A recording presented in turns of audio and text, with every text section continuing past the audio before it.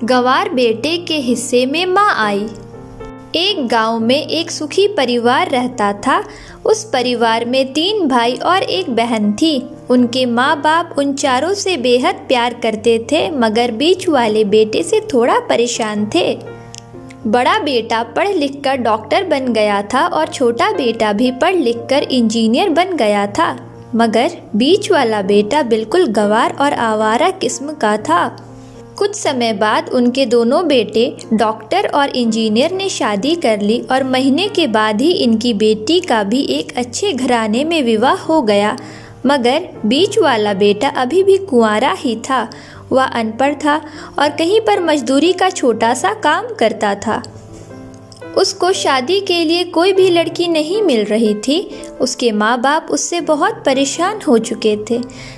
अब जब भी उसकी बहन अपने मायके आती तो वह अपने डॉक्टर और इंजीनियर दोनों भाइयों से मिलती थी, मगर बीच वाले भाई से बहुत कम मिलती थी, क्योंकि वह उसे ज़्यादा पैसे नहीं दे पाता था। लेकिन फिर भी वह अपनी बहन से बहुत अधिक प्यार करता था। कुछ समय बाद उनके पिताजी की बीच वाले बेटे की बिना शादी किए बिना ही मृत्यु हो गई। उनकी माँ ने सोचा कहीं अब किसी के मुंह से बंटवारे की बात निकले, इसलिए अपने ही गांव में एक सीधी साधी लड़की से मंझले बेटे की शादी करवा दी। शादी होते ही ना जाने क्या हुआ, अनपढ़ बेटा मन लगाकर काम करने लगा और पहले से कहीं ज़्यादा मेहनत करने लगा। अब कोई भी पुराना दोस्त उसको मटर गश्ती के लिए बुलाने आता तो वह मना कर देता। एक दिन उसके डॉक्टर और इंजीनियर भाई ने सोचा कि यह तो गंवार और अनपढ़ है, हम इससे कहीं ज़्यादा पैसे कमा लेते हैं, इसलिए अब हमें बंटवारा कर लेना चाहिए। माँ के लाख मना करने के बाद भी दोनों बेटों ने बंटवारे की तारीख तय कर दी और उन्होंने अपनी बहन को भी बुला लिया। तभी उनका गंवार भाई कहता है कि तुम लोग बंटवारा कर लो, मुझे जो बचे वो दे देना या ना देना, मैं शाम को आकर अंगूठा लगा दूंगा। तभी उसकी बहन कहती, अरे बेवकूफ़, तू तो हमेशा बेवकूफ़ ही रहेगा, ज़मीन का हिस्सा तो आमने सामने बैठकर होता है। और उसकी माँ भी उसे काम पर जाने से रोकती है। उसी वक्त वकील भी वहाँ आ जाता है और कहता है कि आपका सारा हिस्सा मिलाकर 10 बीघा ज़मीन और एक मकान है। अब यह बताओ किसको कितना हिस्सा देना है, मैं उसी हिसाब से कागज़ बनवा दूंगा। तब गंवार भाई कहता है, वकील साहब 5-5 बीघा ज़मीन हमारे दोनों भाइयों के नाम लिख दो और यह हमारा घर है, मेरी प्यारी बहन के नाम कर दो।